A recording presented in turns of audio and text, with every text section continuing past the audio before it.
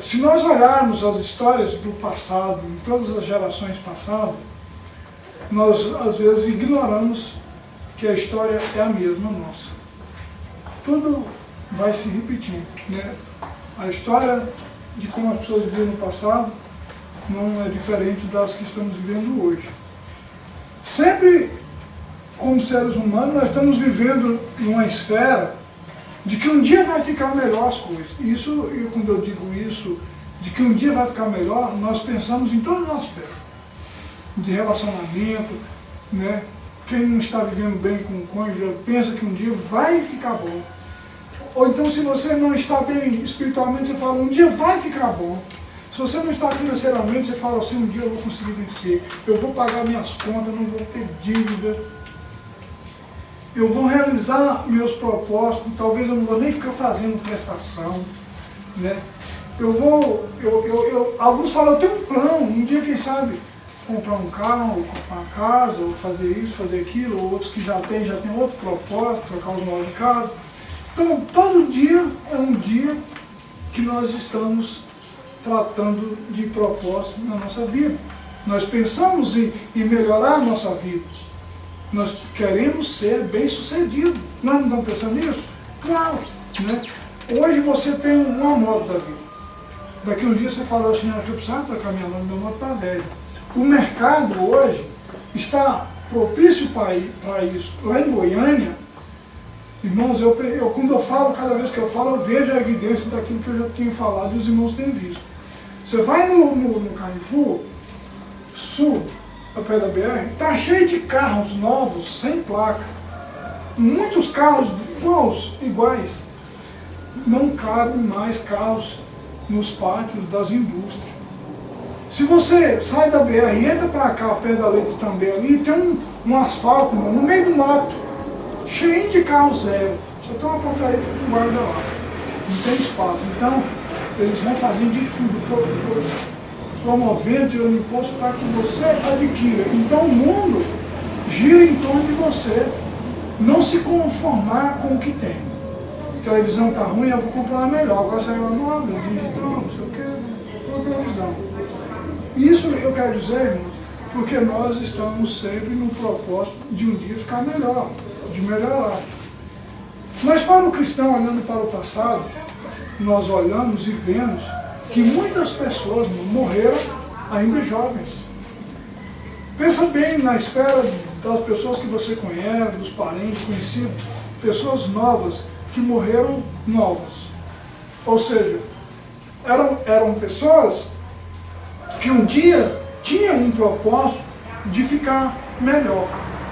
Talvez nem todos pensaram que um dia poderia ficar melhor no sentido religiosidade. Alguns pensaram financeiramente, mas muitos estavam realmente pensando de que um dia ia ficar melhor. E às vezes, irmãos, há também pessoas que morreram com uma idade avançada e eles não conseguiram, no questão do êxito profissional, eles não conseguiram muita coisa, a não ser viver, se é que eu posso dizer viver, com um salário mínimo de aposentadoria, que geralmente na velhice não dá nem mesmo para comprar os remédios que precisasse comprar. E mais ainda, existem alguns que por não dar conta de se cuidar, os filhos colocam nos asilos, porque eles têm a vida deles, eles têm que trabalhar, eles têm que conseguir dinheiro. E aí não dá conta de cuidar de um pai, de uma mãe, sendo que esse pai e a mãe cuidou de 5, de 10, de 15, de 20, em muitos casos. Isso é o que acontece na vida. Por que eu estou dizendo isso? É porque, irmãos, nós estamos sempre fazendo planos nas nossas coisas materiais. E muitas vezes estamos fazendo planos na nossa vida espiritual. E tanto uma coisa como outra, nós às vezes não temos conseguido. Eclesiastes 1, 9, 10 diz assim: o que foi, isso é o que há de ser. E o que se fez, isso se fará. De modo que nada há de novo debaixo do sol. Há alguma coisa, verso 10, de que se possa dizer, vê, isso é novo? Já foi nos séculos passados, que foram antes de nós. Então, irmãos, nada de novidade. Cada geração que vai passando, as coisas só vai repetir, né? Nada de novo. Mas eu vou fazer uma pergunta para cada um de nós e para mim mesmo. Como está a nossa vida espiritual hoje? Será que, se eu pensar, não, hoje Jesus pode voltar, que eu estou pronto? E se ele viesse amanhã, estaria pronto? Se fosse depois, estaria pronto? No sentido de que cada dia nós temos que viver aquele dia como se nós estivéssemos prontos naquele dia. Não o altos e baixos. Hoje eu estou bom com Deus, amanhã não estou. Hoje eu estou bom, amanhã não estou. Hoje eu pedi perdão, mas ainda eu ainda estou sendo tentado nessa questão. Então, nós devemos sempre lembrar que nós não temos que também dizer que não tem que buscar galgar o crescimento espiritual. Pelo contrário, cada dia nós temos que morrer o eu, cada dia nós temos que reviver, cada dia nascer de novo. Cada dia, todo dia. Então isso, todo dia, irmão, nós temos que estar na total dependência de Deus. Por que é importante isso? Porque se nós ficarmos pensando, amanhã eu vou deixar isso, amanhã eu vou deixar aquilo, amanhã eu vou fazer aquilo no sentido espiritual, já não vou nem falar material, pode correr um risco de nós morrermos ainda jovem, ou nós morrermos na velhice e nós cumprir a profecia de Isaías. Passou a saga, passou o verão, fundou a saga, e nós ainda não estamos salvos. É o que diz lá. Então, irmãos, é uma questão para nós pararmos aqui e refletir. Quantos anos nós temos hoje? Cada um tem a sua idade e sabe que a sua vida não passou. Essas mudanças que está passando na sua vida, na minha vida, não passou de uma mudança mental. Nós estamos todo dia, eu vou mudar, mas não passa de mental, ou seja, não tem na prática. Então, de um tempo para cá, aprendemos que Jesus mostra para nós o exemplo de como viver sem pecado, né? Eu vou tocar um pouco nesse assunto porque faz parte desse tema. Então, eu não sabia disso, que a Bíblia mostra, o Espírito de Profecia mostra que é possível você viver sem pecado. Mas como nós aprendemos na igreja há algum tempo, não, mas se pecar nós temos um advogado. Tem, mas se pecar tem, mas isso não quer dizer que você tem que pecar. Então quando eu digo que eu não consigo viver sem pecar, é porque eu não consigo mesmo. Entendeu? Se eu digo que eu não consigo viver sem pecar, eu vou viver sem pecando. Eu vou ver pecando, porque eu já não acredito que é possível.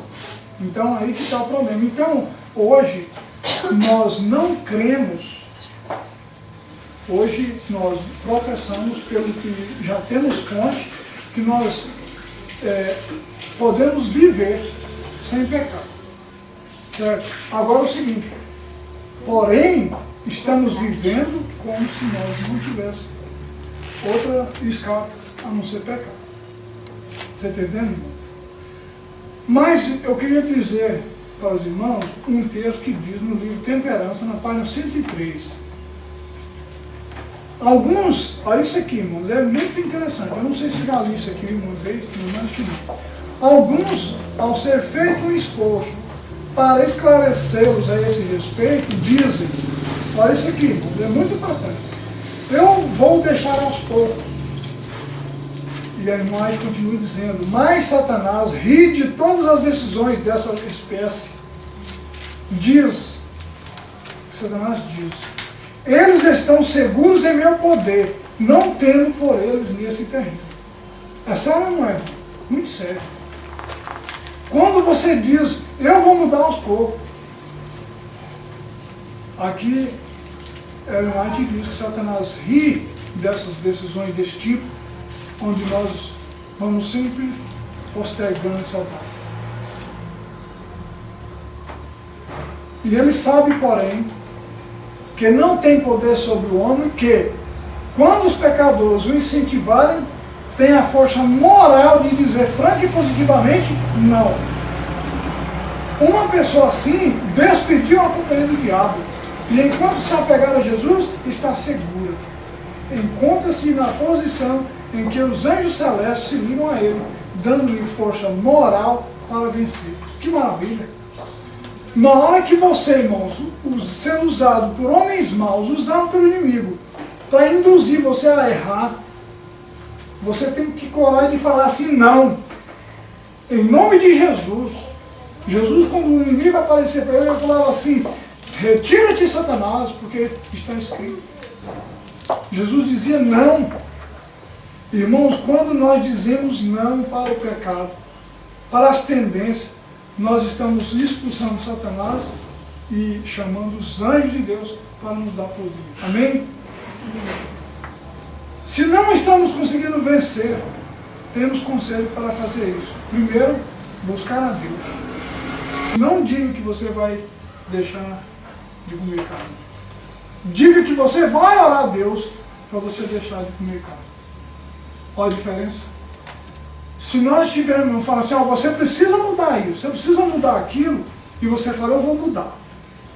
Não fala para Deus que você quer mudar. Eu tenho que falar para Deus, Senhor, eu quero mudar, eu não quero ser assim, eu não estou satisfeito com essa vida que eu estou levando. E Ele vai dar força. Mas diz, então, o conselho, que primeiro, buscar a Deus. E depois, olha o que diz na página 104 do meu livro Temperança. Também na carta que ele escreveu, em 1903, carta número 166. Tem uma mensagem do Senhor para a alma tentada, que tem estado sob o domínio de Satanás, mas que está se esforçando para obter a liberdade. Porque está preso ainda. Sabe o que é preso ao inimigo? É quando você está todo dia dizendo que vai mudar e você ainda está errando. Você está preso. Aí ela continua dizendo, vá ao Senhor em busca de auxílio.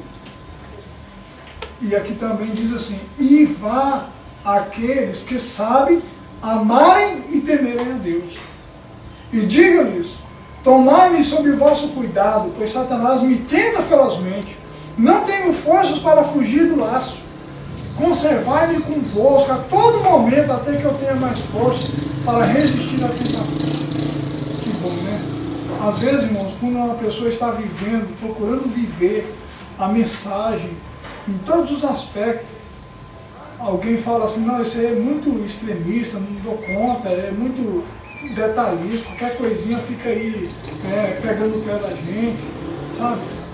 Aqui diz, irmão, se você encontrar alguém, ou que pelo menos essa pessoa ama e teme a Deus, peça para essa pessoa, olha, deixa eu ficar com você. Deixa eu estar perto, porque o inimigo está me tentando. E diz aqui, irmãos, até que possa obter força e resistir à tentação. Também é um conselho. Na página 106 tem outro. As boas resoluções tomadas por alguém em suas próprias forças nada valem. Irmãos, eu não estou pregando sobre saúde, sobre alimentação, é em todos os aspectos. Mas a irmã te diz aqui o seguinte, as boas resoluções tomadas por alguém em suas próprias forças, nada valem. Nada vale lutar por suas próprias forças. Nem todos os votos do mundo quebrariam o poder do mau hábito. Cristo viveu uma vida de perfeita obediência à lei de Deus, deixando nisso um exemplo perfeito a toda criatura humana. A vida que ele viveu neste mundo devemos nós viver, mediante seu poder, sobre as suas instruções. Página 252 agora. Deus requer que seu povo seja temperante em tudo. Né? Eu sei que, para mim, isso aqui é um puxão de orelha. A gente fala de temperança, não em tudo.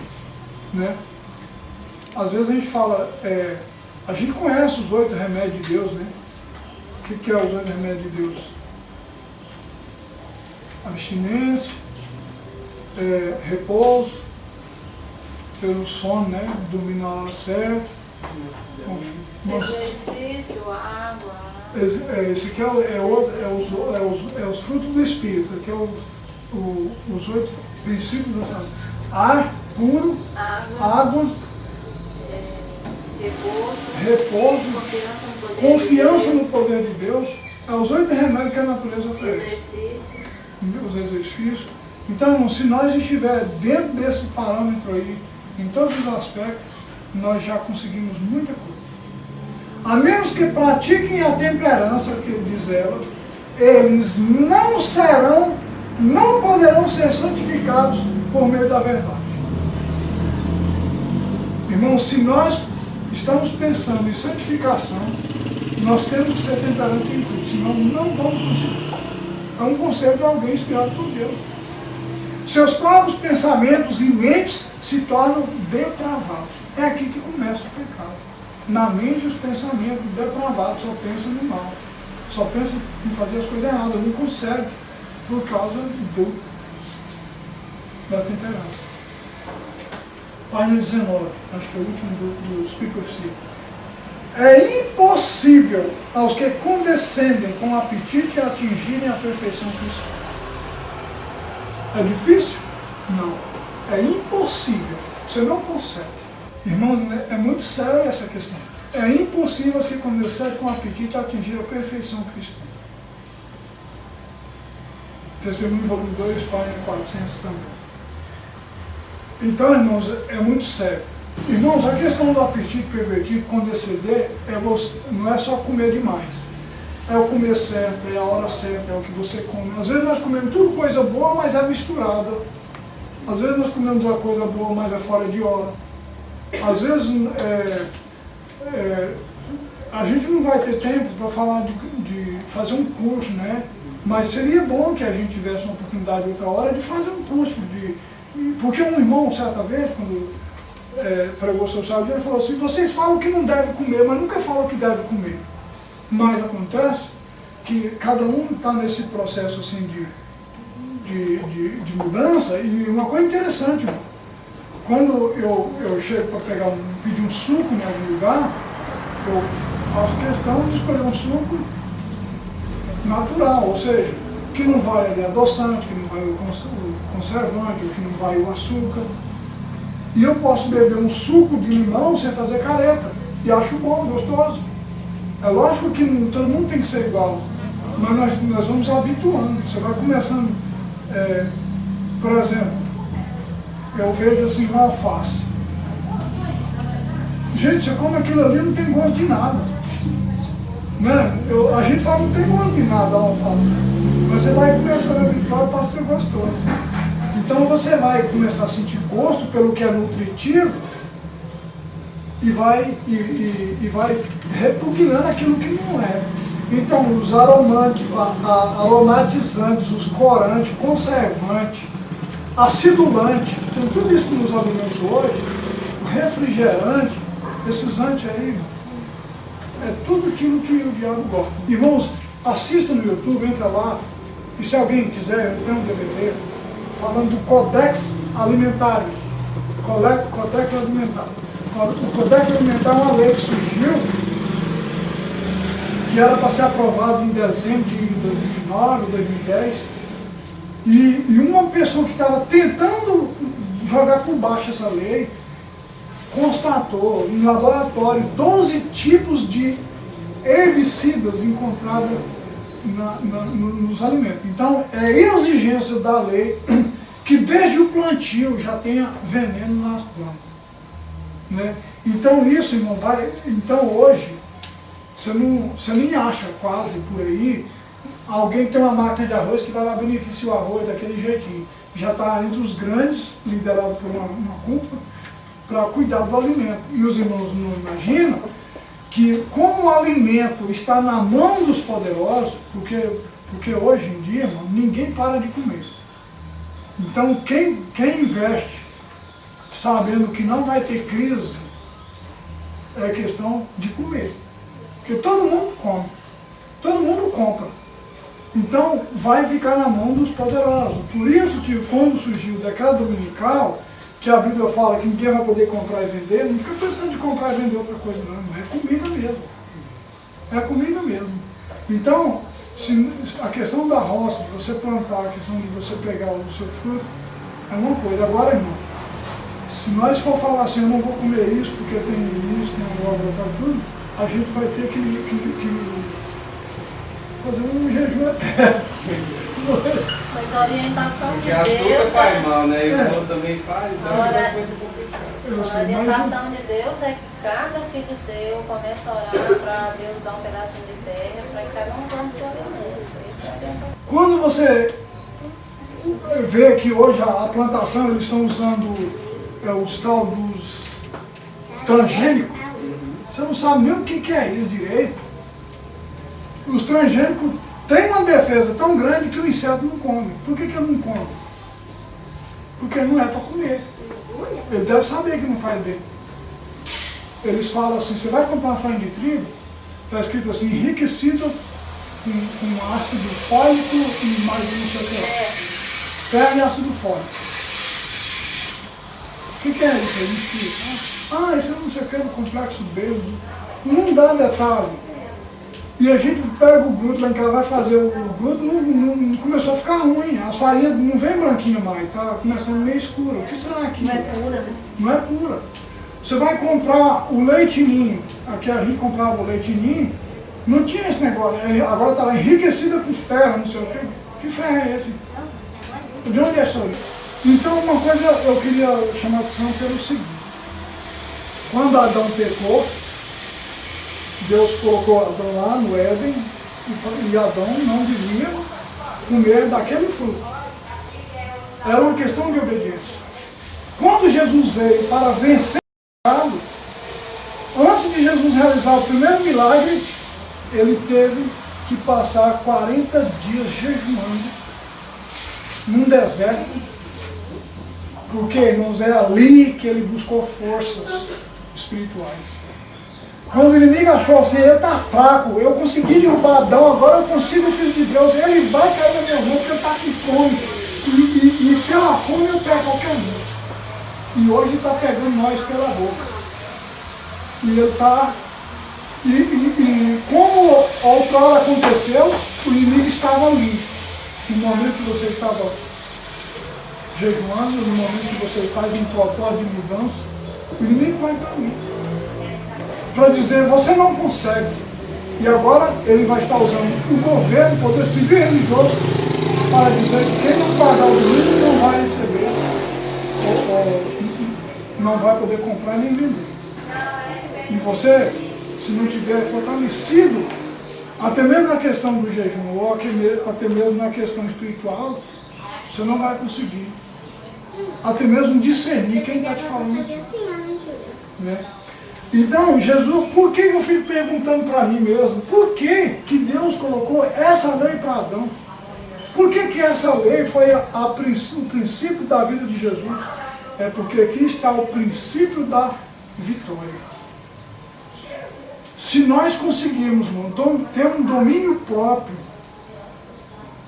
não tem pecado contra o domínio próprio. Se você dominou qualquer situação externa, você vai ser vitorioso.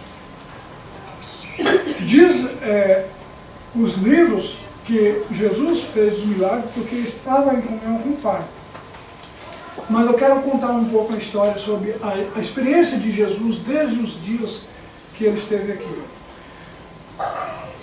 Porque a gente desligou um pouco do assunto, mas o assunto gira em torno de nós fazer entrega a Cristo. Porque nós estamos correndo atrás do nosso ganha-pão, da nossa maneira de estar buscando e esquecemos um pouco a parte espiritual. Né?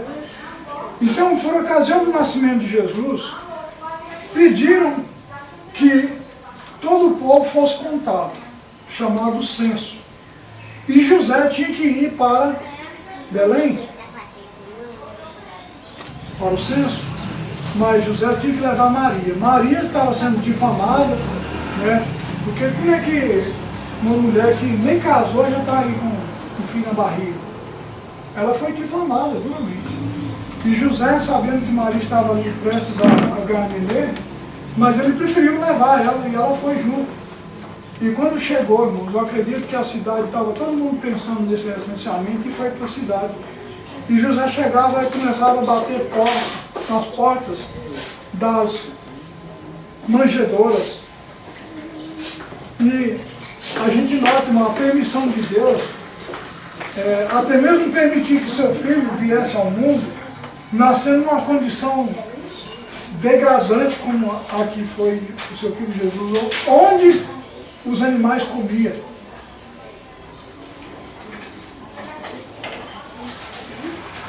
E eu cheguei uma certa vez em Goiatuba, que é do Umbiara, tarde, um pouco lá à noite, e estava acontecendo alguma coisa na cidade e eu não achei o hotel. E eu procurei em tudo que é lugar, porque essa informação para mim nada. Irmãos, era já 11 horas, eu falei assim, eu tenho medo de dormir dentro do carro, tem uma mercadoria aqui, encostar um pouco de gasolina aí, não mais não, eu estou tendo dificuldade. Se eu for numa outra cidade agora, eu posso correr o risco, vou chegar muito tarde, estou cansado. E até que apareceu um lugarzinho para mim ficar. E mal cabia uma cama, a porta era uma janelinha que não fechava direito, o banheiro externo estava até entupido, não dava para usar. Muito calor, não tinha um ventilador, pernilongo de noite, foi uma noite terrível. Agora você imagina um casal que espera-se em dar à luz, cansado, que eles estavam cansados, e uma criança nascer num lugar onde tem carrapato, tem mosca, mau cheiro, corria em risco até mesmo para a mãe, né? Para Maria e para o seu filho Jesus. Então, os presépios de hoje são montados muito bonitos, mas os antigamente realmente não foi. Mas o mais interessante, né, é que a Bíblia fala que quando Jesus veio, os seus não receberam. João 1,11 diz, ele veio para os seus e os seus não receberam. O mais chocante nessa história, irmãos, às vezes não é nem essa questão de onde ele nasceu. É as portas sendo fechadas para Jesus.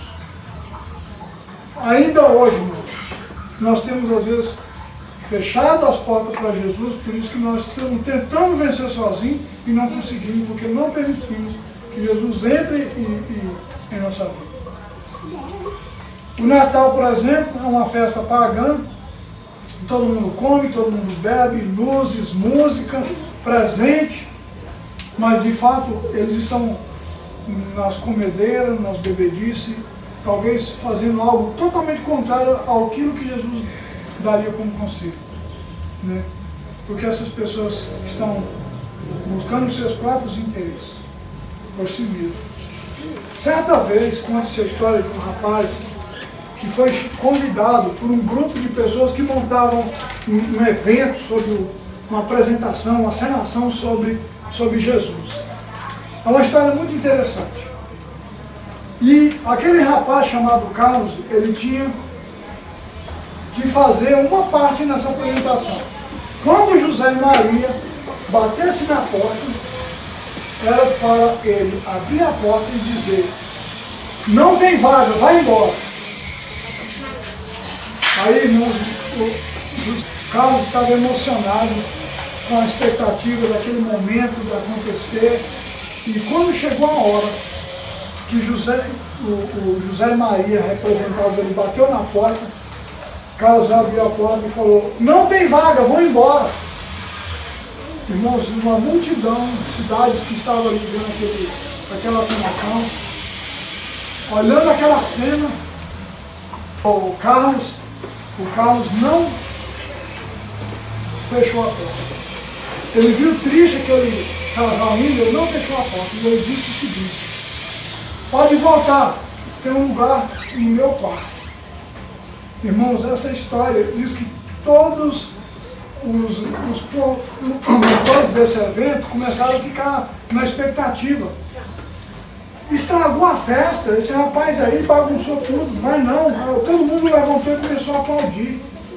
né? Porque esse rapaz fez alguma coisa que realmente incomodava muito, a princípio, de ter que expulsar aquele casal.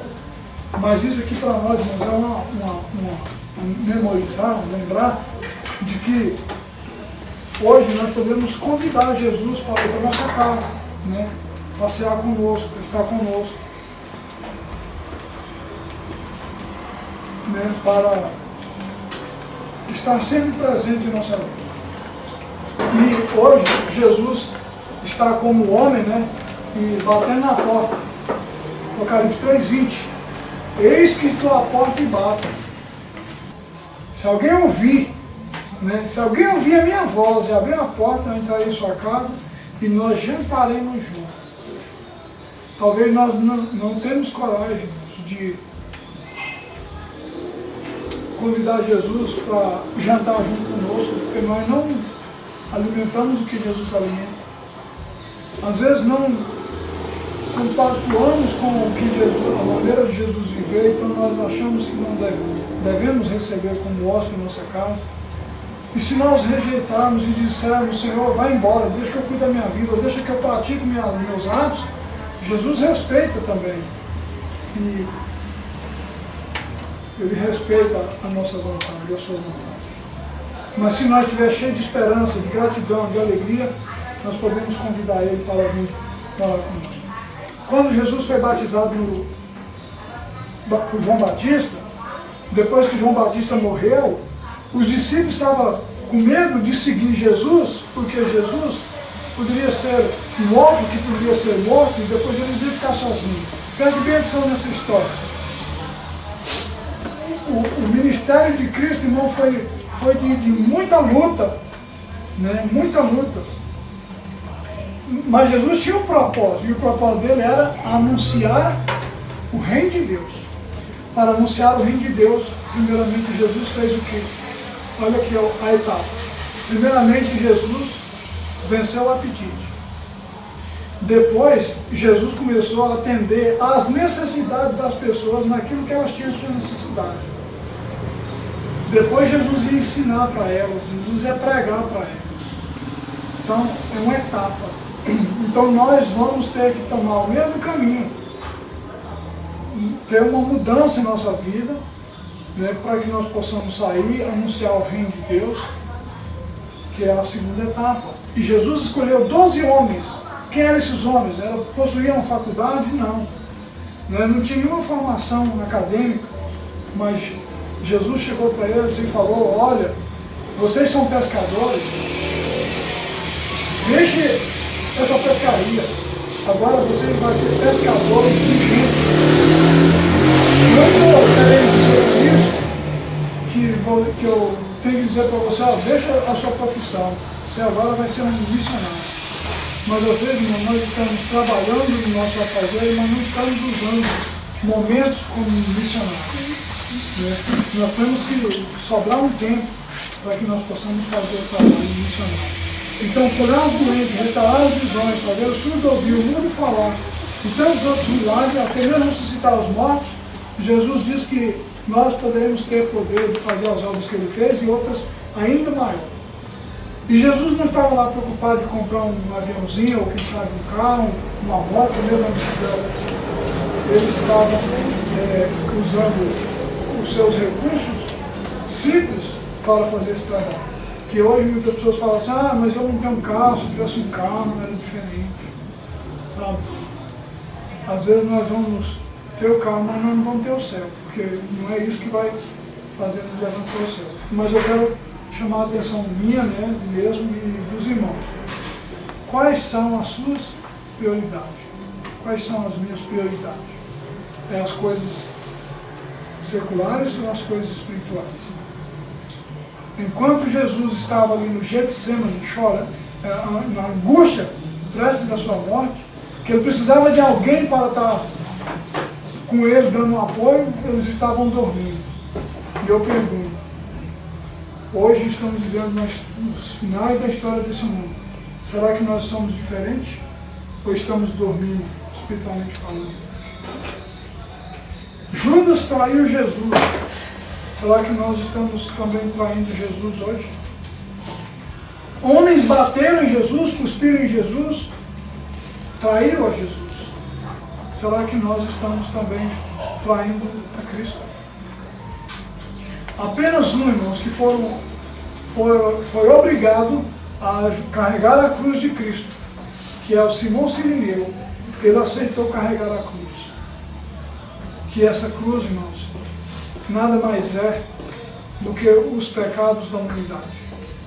E hoje nós temos uma cruz a carregar. Nós não queremos carregar. Mas se nós carregar essa cruz que nos está proposta, que Jesus teve a sua cruz, nós temos uma cruz a carregar. Mas essa cruz que nós vamos carregar, irmãos, ela vai nos conceder a vitória. Mesmo que seja a morte. Cristo morreu e quando Ele ressuscitou, alguma coisa estranha aconteceu. Jesus morreu e muitas pessoas não entenderam. Como que pode Jesus vir aqui anunciar o reino e morre? Porque as pessoas pensavam que Jesus ia assumir o trono de Davi.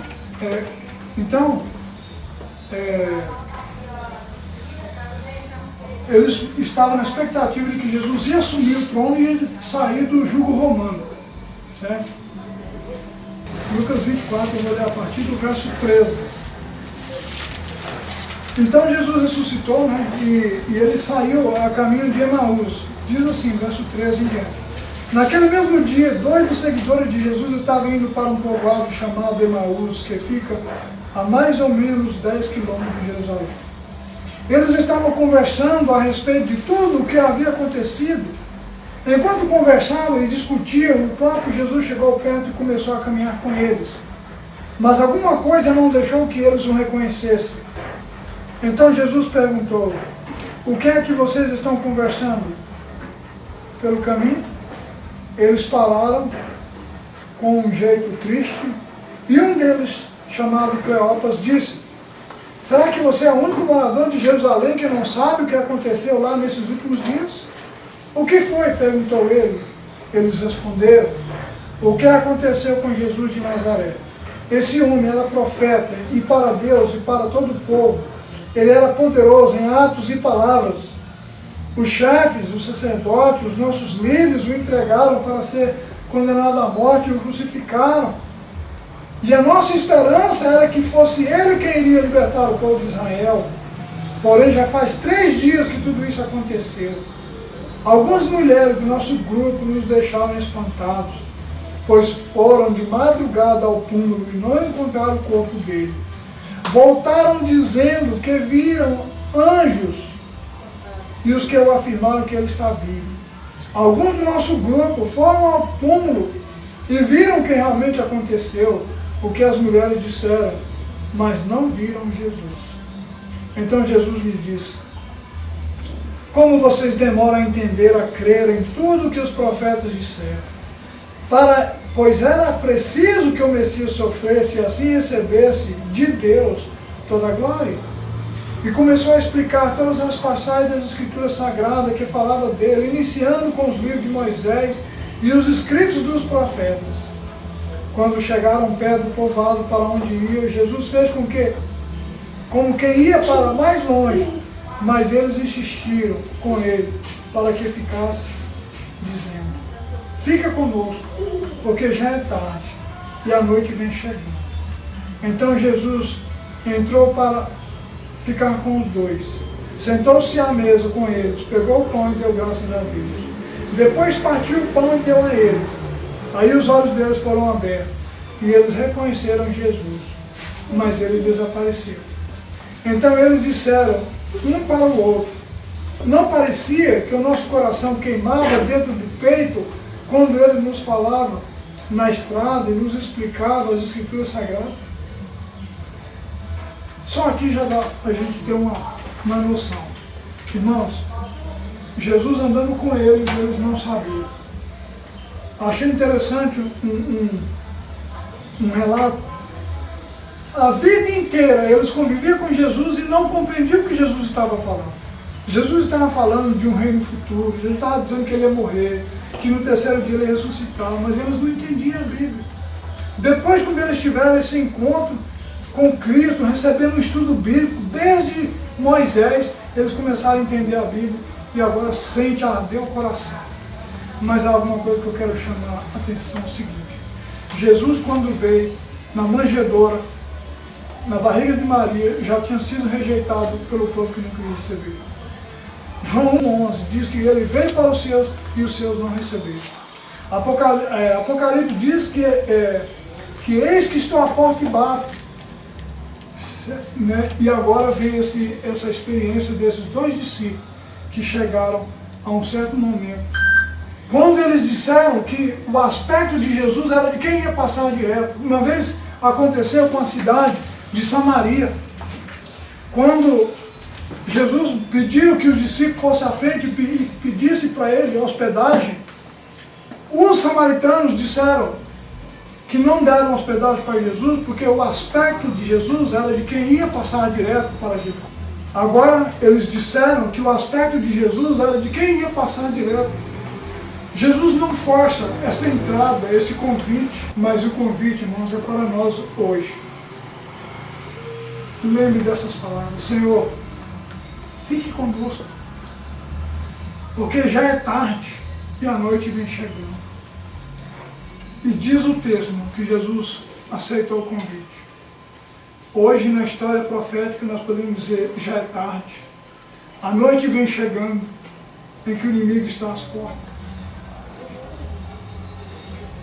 E nós devemos lembrar e fazer com que seja real a nossa vida em dizer: Senhor, fique conosco essa noite, fique conosco hoje, fique conosco amanhã, fique conosco, Senhor Deus, na minha casa, no meu quarto, na minha vida. Fica, Senhor, no meu coração, para sempre. Esse é o meu pedido, minha oração nessa manhã.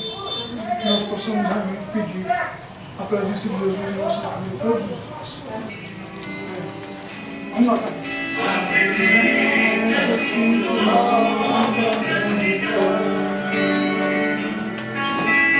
tudo que se faz, em toda sombra, já tenho luz, a luz bendita do amor.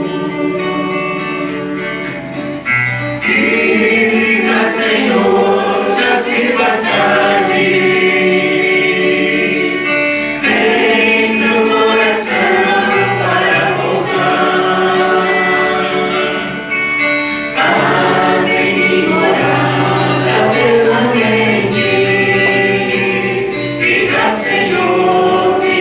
Senhor, meu Salvador.